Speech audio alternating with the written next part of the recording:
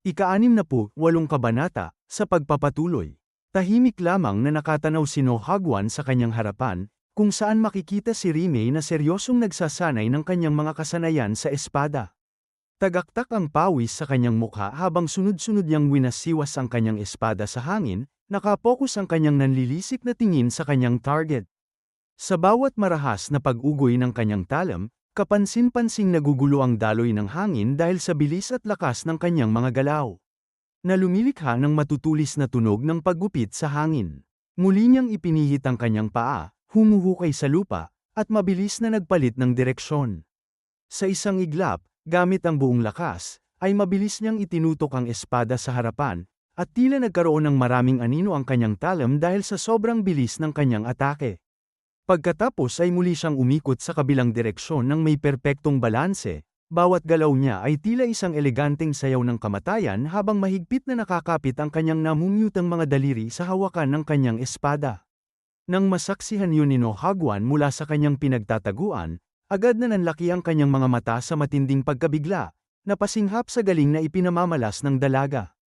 Sa isang iglap, malakas na tumalon si Rime patungo sa mga nakatayong troso na ginagamit niyang pang-ensayo.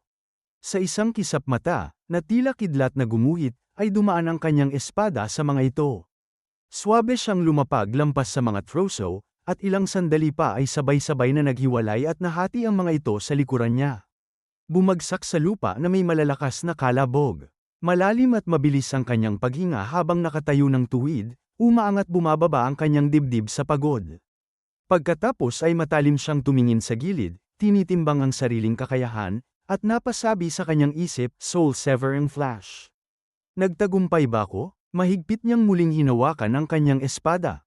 Ramdam ang panginginig ng kanyang mga kamay dahil sa puwersa, at muling sinabi sa kanyang isip, hindi pa sapat ang antas na ito upang makumbinsi si Lolo.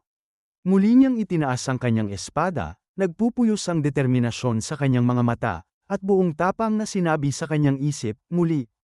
Habang walang tigil at halos saktan na ang sarili sa pagsasanay si Rime, tahimik lamang siyang pinagmamasdan ni No Hagwan mula sa bubong, nakadikit ang katawan sa mga tisa upang hindi mapansin. Seryoso ang kanyang mukha, kumukunot ang noo habang iniisip, isa siyang babaeng walang kahit katiting na kaalaman sa martial arts noon.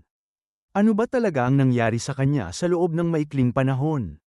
Patuloy niyang pinanood si Rime na walang sawang inuulit ang kanyang pagsasanay sa espada, namamangha sa tibay ng loob ng dalaga. Samantala, makikita ang marangya at tahimik na tirahan ng cult leader. Sa loob nito ay magkaharap na nakaupo ang cult leader at ang vice cult leader sa isang mababang mesa, pinaliligiran ng amoy ng mamahaling alak. Bahagyang iniangat ng cult leader ang kanyang tasa ng alak, sumusulyap ng may mapanuring mata, at sinabing, ano ang nagdala sa iyo rito gayong matagal kang nakakulong sa Mansion Peak at abala sa pagiging mapagmahal na lolo? Bahagyang ngumiti ng mahiwaga ang vice cult leader, nananatiling kalmado ang tindig, bago sumagot, kailangan pa ba ng vice cult leader ng dahilan upang dalawin ang cult leader? Mabuti ka ba nitong mga nakaraang araw? Napabuntong hininga ang cult leader, ipinapatong ang kanyang libreng kamay sa mesa ng may pagod. Sakit sa ulo ang tambak na gawain bago ang Grand Tournament. At kailangan pa nating idaos ang Divine Sect Tournament. Dahil napag-usapan na rin natin ito, nais kong muli kang makasama sa aking panig. Biglang natigilan sa pagsubaw ng alak ang vice cult leader, nanigas ang kanyang mga kamay habang nakatitig lamang sa refleksyon niya sa tasa. Ilang sandali pa, sa gitna ng nakabibinging katahimikan, ay maririnig ang malakas at mariing tunog ng tasa nang ibinaba niya ito sa mesa, sapat upang may matapan na kaunting likido. Tumingin siya ng diretso sa mga mata ng cult leader at sinabi, didiretso na ako sa pakay ko. Naparito ako upang kunin si Hoya. Dagdag pa niya, lumamig ang kanyang boses, lumitaw na pala ang alagad ng isinumpang nakatatandang kapatid na iyon. Napakunot noo ang cult leader nang marinig yun, nagbago ang timpla ng kanyang mukha sa biglang pagbanggit sa lumang kaaway.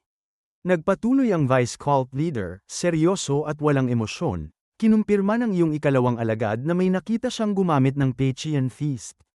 Kaya ipinangako ko sa kanya na kapag napatay niya ang taong yun, susuportahan ko ang kanyang alagad na si Ojokhian bilang susunod na cult leader. Naging seryoso at pormal ang mukha ng cult leader, tila tinitimbang ang politika sa loob ng kanilang sekta. Ang ikalawa, taglay niya ang husay at paggalang ng marami, ngunit nakapanghihinayang na isinuko niya ang pagkakataong maging cult leader dahil lamang hindi siya isinilang sa divine sect. Uminom siya ng isang malaking lagok ng alak bago muling nagsalita, humahugong ang boses. Tama, kahit ang isang batang tulad niya ay maaaring magkaroon ng karapatang maging cult leader kung mapapatay niya ang mortal na kaaway ng ating sekta. Biglang lumiit ang kanyang mga mata habang matalim at nag-aalalang nakatingin sa vice cult leader. Ngunit ang paghingi mong ibalik si Hoya ay tila nangangahulugang inaakala mong matatalo ang ikalawa, at balak mong ikaw mismo ang humarap sa taong yun. Nanatiling kalmado at hindi natitinag ang vice cult leader, sumandal ng kaunti sa kanyang upuan. Paanong mangyayari yun? Ang balak ko lamang ay ipaubaya na ang lahat kay Sir N mula ngayon. Napabalikwas ang cult leader sa kanyang upuan, nanlalaki ang mga mata sa hindi makapaniwalang reaksyon. Nababaliw ka na ba? Wala pang isang taon mula nang magsimula siyang mag-aral ng martial arts. Tahimik ngunit matatag na sumagot ang vice cult leader, walang bakas ng pag-aalinlangan. Sa totoo lang, nais ko ring mamuhay na lamang ng masaya ang batang iyon. Ngunit ano pa ba ang magagawa ko? Tahimik siyang muling uminom ng alak bago muling nagsalita habang sa kanyang isip ay ipinapakita si Rimei na duguan ang mga kamay ngunit walang tigil sa kanyang pagsasanay. Iyan ang landas na siya mismo ang pinili. Samantala, bumalik ang eksena sa arena kung saan patuloy lamang na pinagmamasdan ni Nohagwan si Rimei habang nagsasanay ito ng walang kapaguran. Napabuntong hininga siya, naaawa ngunit namamangha, naisip, hindi ba siya napapagod? Ilang araw na siyang puro pagsasanay sa martial arts ang ginagawa, na tila ba ibinubuhos ang buong buhay niya roon. Nagpatuloy ang kanyang malalim na pag-iisip habang nakatitig sa dalaga. Paano naging apo ng vice cult leader ang babaeng kasama ni squad leader Song? May mga narinig akong balita tungkol sa pagbagsak ng pamilyang Dongbang, ngunit hindi basta-bastang tao si squad leader Song na madaling matatalo ng kahit sino. Dagdag pa niya, habang sumisikip ang kanyang dibdib sa kaba, ano man ang nangyari, kung si squad leader Song yun, poprotektahan niya ang babaeng yun hanggang sa huli. Kung ang babaeng yun ay naging si Chol Suren ngayon, ibig bang sabihin ay patay na si squad leader Song? Bigla siyang nagulat, napahawak sa kanyang tagiliran ng makarinig ng isang matinis at takot na sigaw ng isang babae mula sa gilid ng arena. Mabilis ding napalingon si Rimei, ibinababa ang kanyang espada, at bakas sa kanyang namumutlang mukha ang matinding pagtataka at pag-aalala. Agad niyang tinakbo at tinanong ang katulong na babaeng tila nanginginig at hindi makagalaw sa takot. Riona, ano ang nangyari? Nahihirapang sumagot ang babae, pautal-utal at lumuluha ang mga mata sa takot. Binibini. Ang totoo po kasi, ngunit hindi na niya naituloy ang kanyang sasabihin nang may isang malamig, mayabang, at nakaririmarim na boses na sumingit. Mula sa anino, nako, napakalaking gulo naman ang ginagawa ninyo para sa isang bagay na hindi naman nasesayra. Isang lalaki ang tahimik na lumabas, may pilyong ngiti sa mga labi. Itinuro nito ang isang daliri ng may labis na kaimbutan habang mayabang na sinasabi, hindi ba dapat mo pa itong ipagmalaki? Isang malaking karangalan na hinawakan ko ang katawan ng isang hamak na alipin. Agad na nakilala ni Nohagwan ang lalaki, dahilan upang mapakapit siya ng mahigpit sa bubong. 6th Young Lord Ji Hanpei. Galit na sumigaw si Rimei. Nagngangalit ang kanyang mga ngipin habang humahakbang pasulong upang harangan ang kanyang katulong. Ano sa tingin mo ang ginagawa mo? Tahimik na lumapit si Ji Hanpei, dahan-dahan ang hakbang habang patuloy na nakangisi ng nakababaliw. Ano ang ginagawa ko? Ang aliping ito ay pag-aari naman ni Binibining Chol, hindi ba? Napabigla at nanigas ang buong katawan ni Rimei nang idagdag pa nito, malapit nang maging asawa ko si Binibining Chol, kaya pati ang aliping yan ay magiging akin na rin. Mayabang pa niyang sinabi, tinitingnan si Rimei mula ulo hanggang paa nang may mapanghamak na tingin, sinasabi kong magiging mabait pa nga ako at tatanggapin kitang maging asawa, kahit hindi ka tunay na apo ng vice cult leader. Hindi na nakapagtimpi si Rimei. Sa isang mabilis na galaw ay agad na itinapat ni Rimei ang talam ng kanyang espada sa mismong leeg ng lalaki. Umakyat ka sa entablado ng sparring.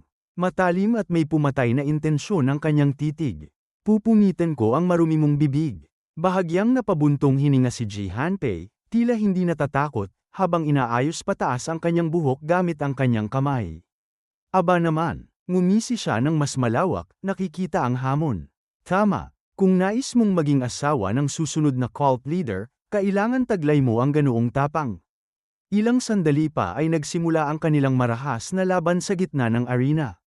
Sunod-sunod at walang patid ang naging pag-atake ni Rime.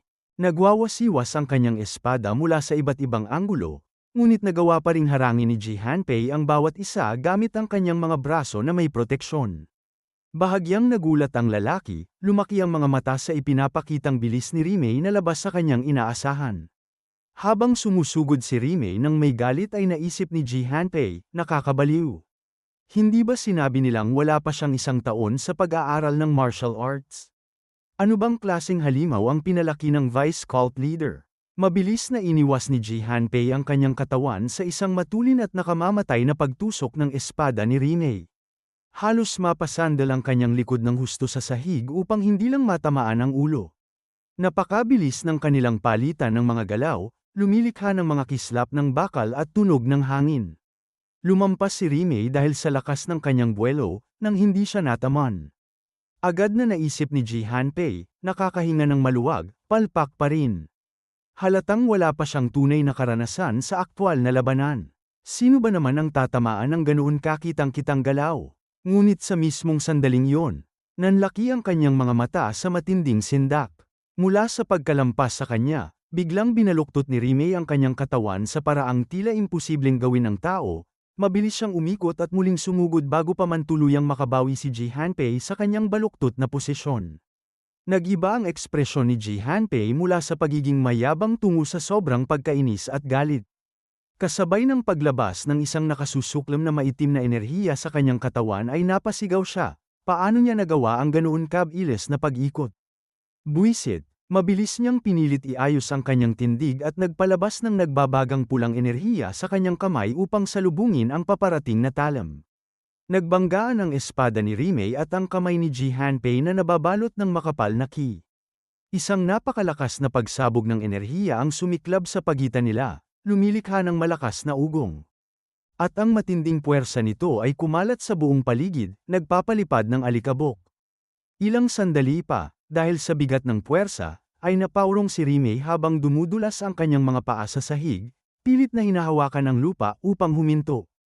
Nanlaki ang mga mata ng dalaga nang makita si Jihanpei na dahan-daang naglalakad palapit sa kanya. Dirdiretso ang hakbang habang ang buong katawan nito ay tuluyan ng nababalot ng nakasisindak na maitim na aura na may halong pulang enerhiya na tila nagpapakulo sa hangin. Napasimangot si Rime, nakararamdam ng matinding pressure sa kanyang dibdib, at naisip, ano? Ang kakaiba at mapangpilit na enerhiyang yan. Ngumisi si Jihanpei, nanlilisik ang mga mata sa pagnanasa at galit. Hay, ayokong sirain ka, binibini. Patuloy siyang naglalabas ng nakakakilabot na maitim at pulang enerhiya habang nakatitig sa nanghihinang si Rime. At sinabay nito sa kanya na ngunit ano pa ang magagawa ko? Kung gusto kitang mapasakin bago dumating ang vice cult leader, kailangan kitang baliin ngayon pa lang. At dito na nga nagtatapos ang ika-68 kabanata.